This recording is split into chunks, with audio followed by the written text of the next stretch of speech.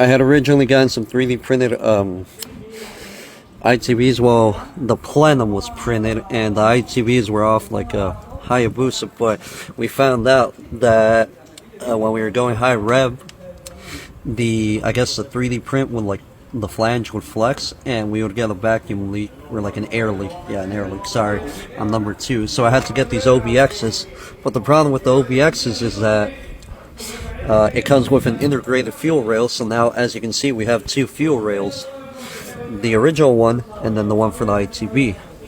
So now I'm kind of stuck because we can go double fuel injection, but then I can't run the MegaSquirt.